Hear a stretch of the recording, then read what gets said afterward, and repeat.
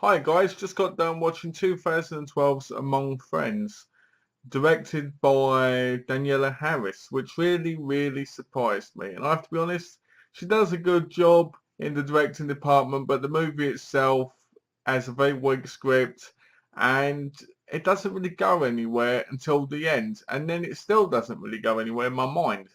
So let's go on with the cast. So first of all, we've got Alyssa Lobbit, who was the writer of the movie, as well as starred in it as Bernadette. Jennifer Blanc, Carmela Jones, AJ Bowen, who was in Your Next, Brianna Davis, Christopher Backus, Dana Dory, Chris Meyer, and you've got Kane Hodder, who plays the limo driver.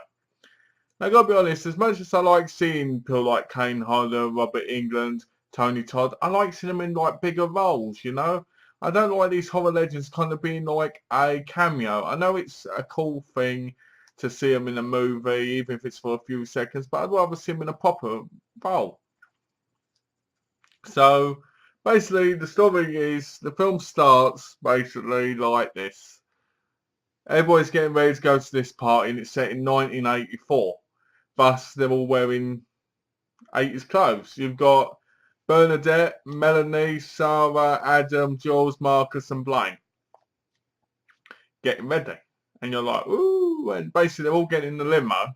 And one of the cool things I like about the movie when they get in limo is you get like a Polaroid shot of them with their name underneath, which I thought was quite cool. So they get to Bernadette's house and basically she tells them that Lily's not going to make it. And then you see like a Polaroid shot of Lily, which I thought was quite interesting, in the bathtub. Anyway, so as the story goes, they're going to be doing a like a murder mystery kind of thing from 1984. So they're drinking cocktails and wine, and some of them are sniffing drugs. Adam is in particular, and lo and behold, when they're at the table, they all realise they can't move their bodies, they can't move their legs. And they're like, oh no, what's going on? What's going on? I can't move, what's going on? And then Bernadette gets up and basically then tells them she's doing it because she needs them to realise and listen to her. And the thing is, she's supposed to be a psychiatrist. So she knows how to get into people's minds. Also, psychiatrists think. So basically, she's got them all tied up. She tells them not to basically backtalk or tell her to stop because she's going to hurt them in some way. Thus, I think it is Blaine. Nope, I think it's Marcus. That's right, Marcus. He decides he wants to talk, so he says, stop it, and she cuts off his fingers. Now, people have said on forums and everything that why don't they feel anything? Well, it's because they're paralysed, because they've been drugged. So basically the story goes on from there and you see video footage of basically different people at the table doing things like having sex with each other but they shouldn't, being in threesomes behind people's backs. And you see one cat, you see Adam grabbing hold of Lily in the bathroom. And she says, you're trying to kiss me in the video that they're playing. And he goes, no I'm not. And it basically turns out that he raped her.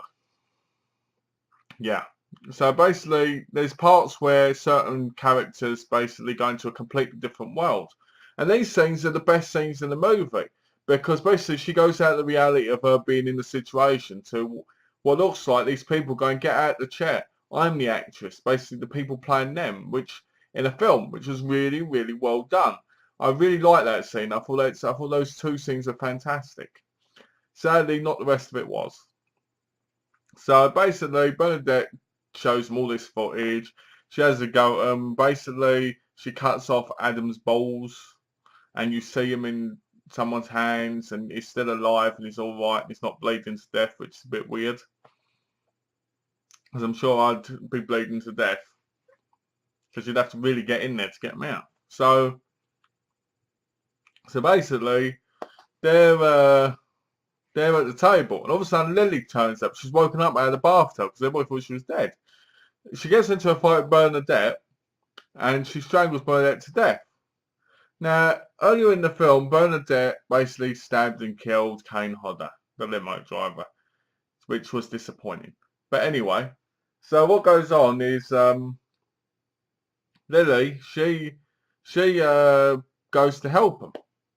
And all they keep going, oh, and they've got to be the worst friends ever. Because they go, come on, get the scissors. Do it already. What's taking you so long? Get this now out of my hand. Do this, do that, do this, do that. You're like, what an unfriendly bunch. You're like, I really, really couldn't care less about these characters. So she gets the hammer. She's pulling out the nail. And then one of them slips up about how they found out she got raped. And why didn't they tell anybody? Why didn't she tell anybody? Because one of them knew and kind of walked away because they didn't know what to do. So then basically Lily turns a little bit psycho and goes, you're all scum and all this other stuff. And it's actually quite good, but also really bad what happens. Because at the end she just walks out and Bernadette gets back up with her knife. And you're like, there was real no plot to this other than that rape.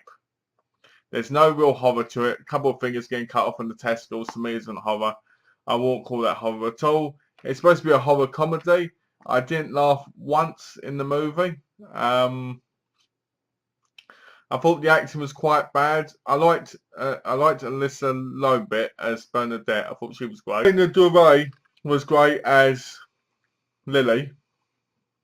I thought those two were pretty good. But the rest of them, they just... I mean, I like AJ Byrne from You're Next, and I thought he did pretty good in that film. And I've heard he's quite a good actor, but this film, just to me, it was like set in one room. It wasn't, because Danielle Harris directed it, it's kind of like you'd expect something better. She's been in so many slashers, she's been in so many horrors, you'd think there'd be more to a movie that she directed. Now, she didn't write it, obviously, so that's different.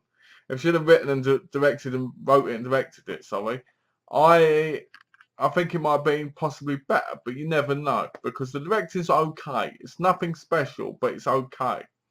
The script, the direction, you know, the script is awful, it's weak, it's stupid. There is no storyline. I know you could say, oh, it's about the rape and that, but it's like an hour and 20-minute movie of Bernadette just basically embarrassing them and telling them home truths so they all get angry with each other, basically, from the videos, and then find out about the rape.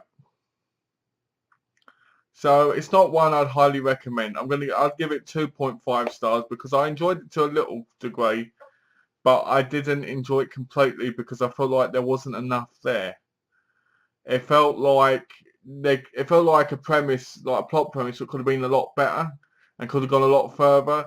Like when they had the murder mystery bit at the beginning, I thought, oh, this is going to be pretty cool because each one of them can disappear and get killed off.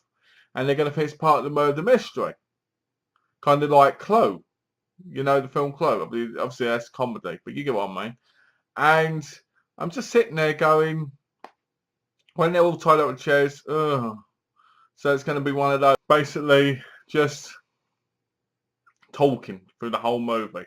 She cuts fingers off, she cuts someone's hair out, and basically cuts someone's balls off, and you don't really see it in great detail.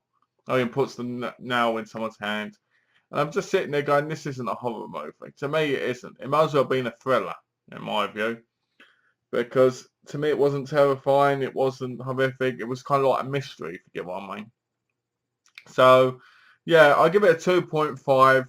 I wouldn't recommend it unless you like one room kind of films where they're all in one room and they've got to figure it out what's going on. Now, it's not like Red Room or Cube or so forth, like horror-wise. It's just them sitting in a room talking, basically, getting yelled at, finding out two of them had a lesbian sex session and one of their boyfriends was watching them masturbating. It isn't horrific to me.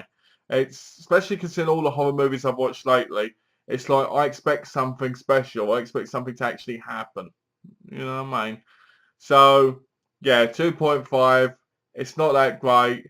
It's okay. I won't recommend it unless you like one-room horror movies where they're sitting there talking and then there's like a bit in the last 10-15 minutes where things happen and then it sucks again. So, yeah.